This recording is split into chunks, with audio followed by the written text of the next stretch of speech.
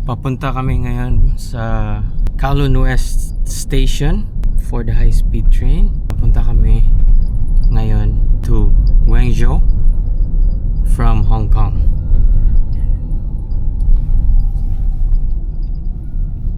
If hindi niyo nakita yung first part nitong video na to, nung paglapag namin sa Hong Kong, check it out.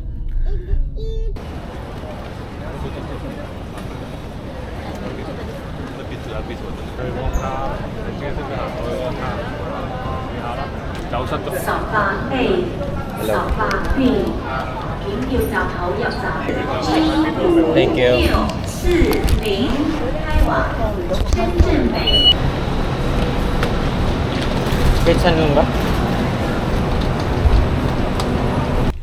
So guys, finally, nandito na tayo sa high-speed train nila.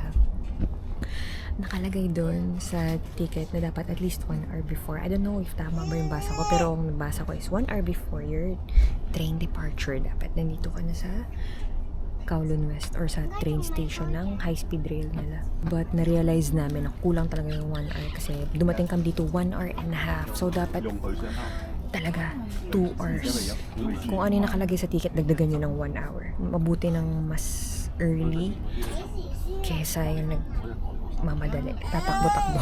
Ang daming proseso kasi ang haba ng pila sa lahat ng proseso. From x-ray to immigration to lift, lalo na kung may mga dala kayong kids na naka-stroller, mahaba rin yung pila sa lift. So yun yung mga bagay na dapat i-consider sa mga families bringing children. Yun, ito na, umaandar na tayo. Tingnan natin kung ano yung experience natin sa kanilang bullet train.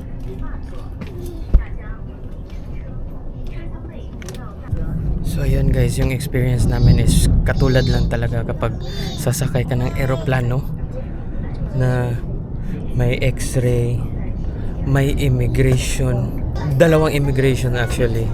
Yung first, yung sa Hong Kong, yung second is yung pag-exit mo, nandun na din yung immigration sa China. So hopefully na pagbaba namin, seamless lang yung experience, wala nang kailangan gawin, bababa ka lang and you're in China na. Sabi ni Carol, piece of advice, add 1 hour to your trip kapag mag bullet train ka dito sa Hong Kong.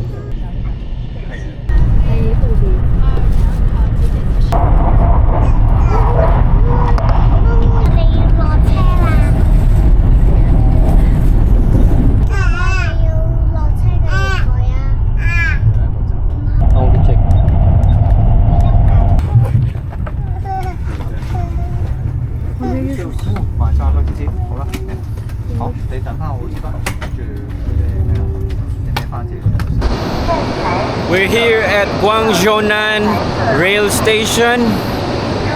Welcome to Guangzhou.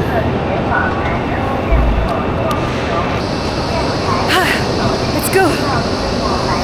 Yung advice ng friends namin dito kapag nandito sa China is keep your babies with face mask kasi yung air quality dito iba daw. Maraming nagsusmoke dito, so baka ma-inhale ng baby yung second hand smoke.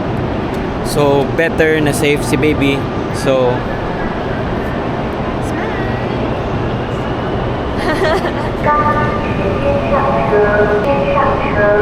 kakaiba yung elevator dito kasi hanggang ngayon di pa rin kami nakakalabas ng station kasi kung gusto mo lumabas gamit ang elevator, kailangan mo mag-request ng assistance.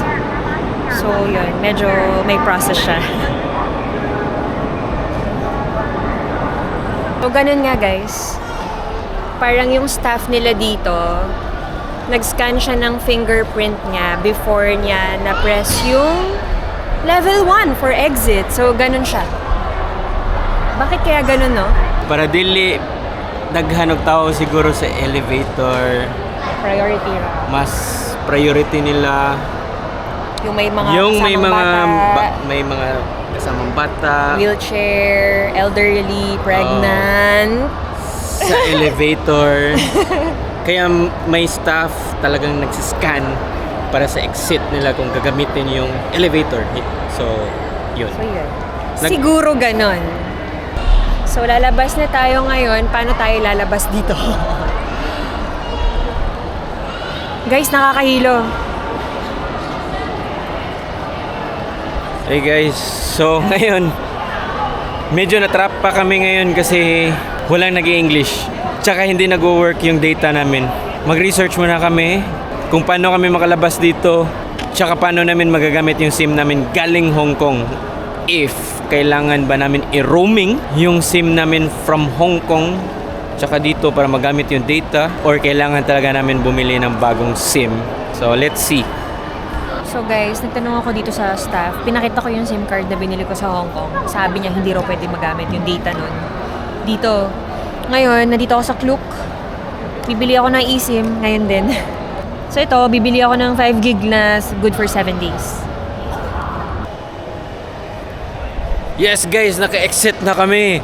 Woohoo! Oh, what a challenge. Ngayon, magbubook na lang kami ng Didi. Ito yung parang grab nila papunta sa hotel namin. Wala naman nag-exit din. So yun guys, ito yung train station nila. Ganito kalaki.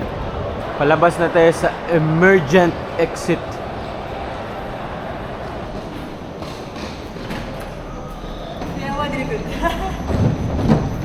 Ito yung sakayan guys ng Didi.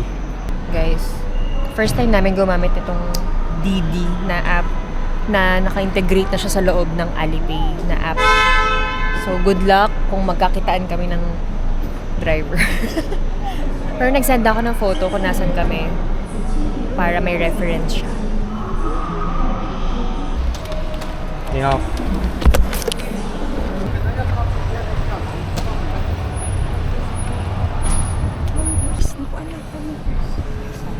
Cameras ni Ocean. Huwag mag-press. 您好，滴滴专车为你尾号0442是吧？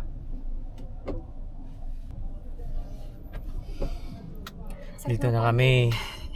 Didi. So, nag-book kami ng Didi na XL kasi meron kami mga malalaking luggage. So, yeah. Ang ganda. Ang komportable.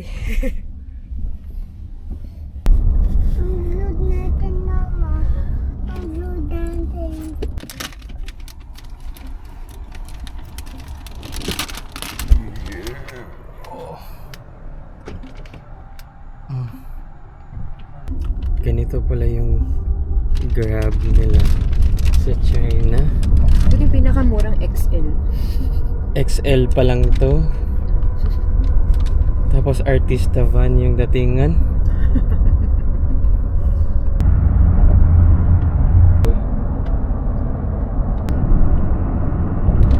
Kaya to.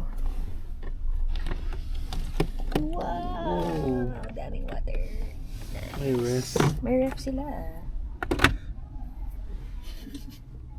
Kami nag-check-in sa Paco Hotel. Ujrang Metro. Hindi ko tama yung pag-pronounce ko. Ujwang yung spelling niya. And meron daw ditong train station right across the street. Tingnan natin kung gaano siya kalapit. And time check, it's already 2:36 p.m. Sobrang late na yung lunch namin. Kasi nagpahinga muna kami saglit sa room. Nakasnacks naman din kami konti. So, di kami ganun kasobrang gutom. So, yeah, hanap tayo ng lunch place.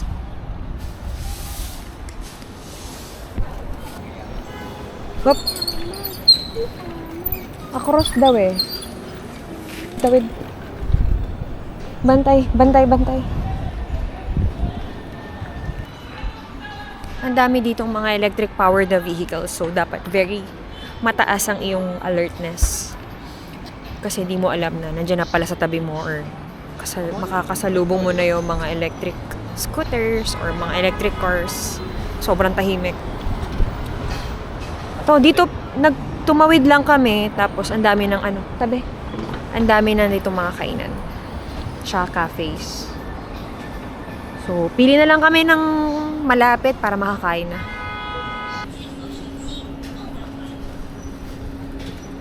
Pansin namin na ang tahimik. Siguro nga dahil sa e-powered vehicles.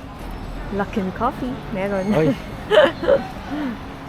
Ito daw yung parang Starbucks nila, yung Luckin Coffee.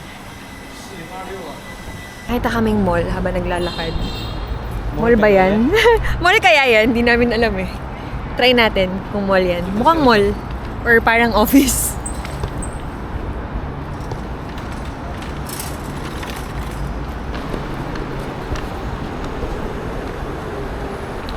Office pala. Try natin dito. Hindi namin alam kung anong orderin namin dito. So, magbe-base na lang kami sa pictures. Let's go! Nandito na kami sa restaurant. Tapos, parang no contact yung pag-order dito. Meron lang QR sa table. Ginamit ko yung Alipay app. Tapos, scan ko lang yun. And then, dun ako naka-order within the app. And then, dun na din chinarge sa Alipay. Ganito yung itsura niya. Nilagyan ko na lang ng notes na wag gawing spicy yung kay Ocean. So, tinranslate ko na lang yung English to Mandarin. Tapos, inattach ko dun sa notes. Pinaste ko lang.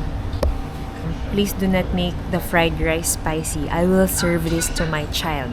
Thank you. Tapos na-serve din agad. Ito yung paborito naming drink ni Nick, yung Wang Lao Chi. Wang Lao Chi. Wang Lao Chi. Kasi may ano siya, may cooling effect siya pag ininom mo siya. Parang herbal drink siya.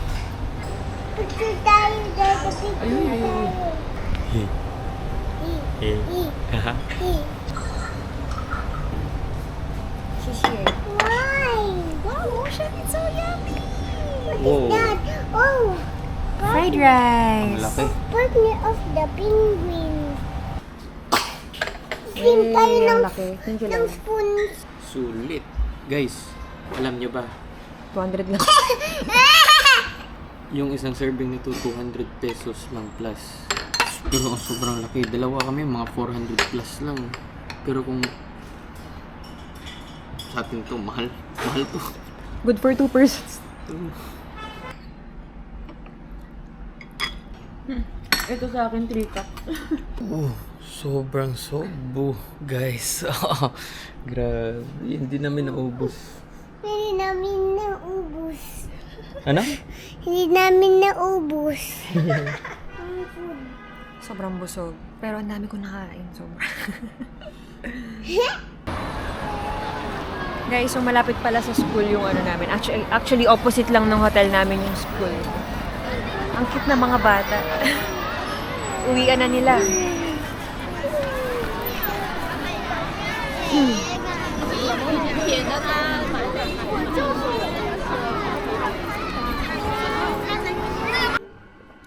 Hello. So guys, nandito kami ngayon sa Beijing Road. Dito sa Guangzhou. Para siyang Shibuya Crossing. Ito guys, ang pinaka-flagship nila. Yung Apple nila dito sa China. Xiaomi. May aircon na nga sa labas pa lang. Aircon guys, aircon na Xiaomi.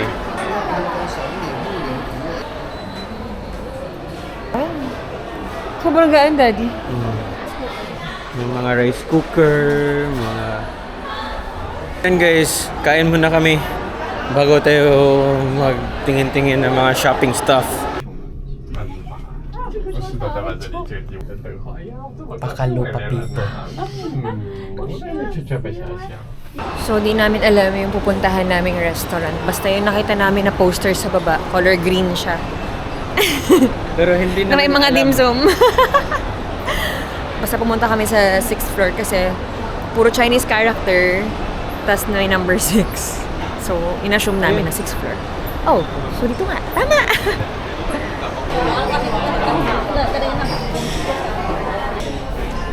Thank you. Hi! Yung nagbe-birthday yung gagastos. So ngayon, itetest ko yung Alipay ko. Alipay? No, you should use WeChat. I have WeChat. Oh, Sige, I will pay. I don't have credits on WeChat, so ikaw mag-pay sa WeChat. Hindi namin alam ano to, pero binigay nila to. Orasan ba kami or may libre kami makukuha kung late yung pagkain nila? Hindi ko alam eh. Guys. Yum yum yum yum yum yum yum yum yum. Wow. Oh, my bunny. My bunny. Surprise toy. Wow. Nauntog yung truck. Boy?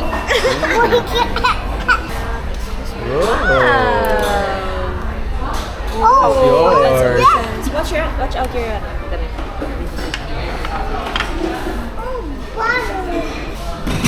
Okay, Roshan. You may now eat. it's not a map. Mga clothing brand nila dito. Gym Ant. Hindi gym shirt eh. Ganda. Nice. Adidas China. So yun guys, sobrang busog namin sa dinner. Now, nasa labas kami. T-Mall.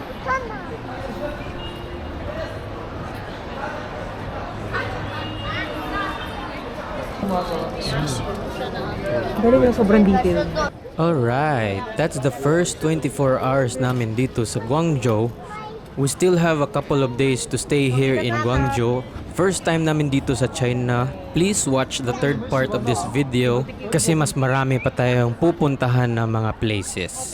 Please do like the video and subscribe to our channel. See you sa part 3 ng video na to.